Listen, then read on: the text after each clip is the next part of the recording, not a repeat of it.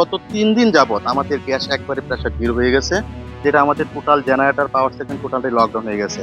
যে আমরা আরইবি এবং বাউন্ডারি লাইটিংও দিতে পারছি না। এবং আমাদের এখানে অত্যাধুনিক কিছু মেশিন আছে, যেটা হলো প্রিন্টিং, ডিজিটাল প্রিন্টিং, যেটা আমাদের ১ মিনিটের জন্য এখানে পাওয়ার অফ করা যায় না। এবং এখানে যদি পাওয়ার অফ করি তাহলে আমাদের হেড ক্যাপাসিটি, এক একটা হেডের দাম প্রায় ৩ লক্ষ টাকা। অনেক হেড আমাদের ড্যামেজ হবে, প্রায় লক্ষ লক্ষ টাকার আমাদের মেশিনারি ড্যামেজ হবে। তো আমাদের এখানে প্রায় 2 থেকে 2.5 লক্ষ গজ কাপড় ভেজা আছে, বিভিন্ন কেমিক্যাল দিয়ে এগুলো প্রসেস করতে হয়। এগুলো অলরেডি নষ্ট হওয়ার পথে, প্রায় নষ্ট হয়ে গেছে অধিকাংশ কাপড়। তারপরে আমাদের ফরেনার বাইরে কাজ করি, বিভিন্ন বাইরে কাজ করি, বাইরেরা অলরেডি অনাস্থা শুরু করছে, কাপড় ফেরত নিয়ে যাচ্ছে, অর্ডার ক্যান্সেল করতে যাচ্ছে। আমাদের এর জন্য শ্রমিক অসন্তোষ দেখা দিচ্ছে, বেতন দিতে পারতেছি না।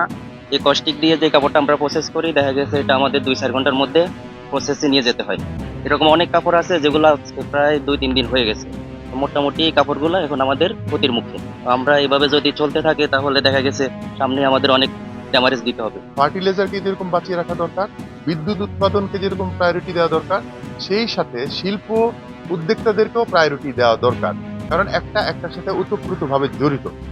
আমরা মনে করি যে সরকার আন্তরিক চেষ্টা করছে, হয়তো গ্যাসের সংকট সমাধানে সময় লাগতে পারে, কিন্তু এই সময়টার মধ্যে আমি মনে করি এই গ্যাসের একটা সুষম বন্টন হওয়া উচিত। প্রত্যেকটি সেক্টরে সুষম বন্টন হওয়া উচিত এবং সুনির্দিষ্ট একটা পরিকল্পনা থাকা উচিত। এবং আমাদেরকে একটা রোড ম্যাপ দিয়ে দেওয়া উচিত যে আমরা এই সময়টাতে পাবো, হয়তো এই সময়টাতে পাবো না। তাহলে পরে হয়তো আমরা এই জিনিসটাকে, আমাদের প্রোডাকশনটাকে চেষ্টা করব মানে গ্যাসের গ্যাসের অ্যাভেলেবিলিটির সাথে আমাদের প্রোডাকশনটাকে ম্যাচ করিয়ে কোনো রকম যেন টিকে থাকা যায়। আমরা যেন অন্তত শ্রমিকগুলোকে আমাদের ফ্যাক্টরিতে ধরে রাখতে পারি। আমরা যাতে উৎপাদন করতে পারি নতুনভাবে, সরকার কাছে দ্রুত অনুরোধ করব এটা ব্যবস্থা নিতে। এবং নরসিংদী মাধবদীতে বাংলাদেশের অর্থনীতিতে বড় একটা অংশ অবদান রাখে, যেটা বাংলাদেশের অন্যান্য ডিস্ট্রিক্টের থেকে তুলনামূলক বেশি। এখন এই এলাকায় যদি সরকার আমাদের দ্রুত ব্যবস্থা না নেয়, তাহলে অর্থনীতি অবস্থা আরো বেশি ভেঙে পড়ে।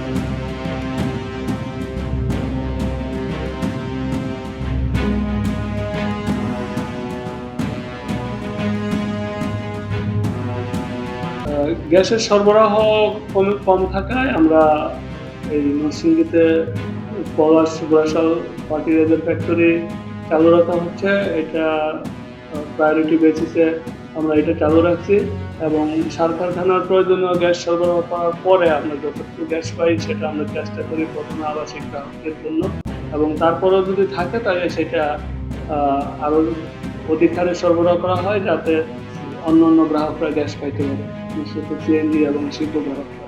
কিন্তু এই মুহূর্তে সরবরাহ কম থাকায় আমরা শুধু সার কারখানা দিচ্ছি। আশা করি ইনশাআল্লাহ দ্রুত স্বাভাবিক হয়ে যাবে। সার কারখানা চালু রাখার জন্য আউটলেট প্রেসার 200 PSI দিয়ে রাখতে হয়। তো আমরা এর বেশি যদি হয় বা কাছাকাছি থাকলে আমরা বাকিটা আবার শিখে দেওয়ার চেষ্টা করি বা অন্যান্য গ্রাহকদের দেওয়ার চেষ্টা করি।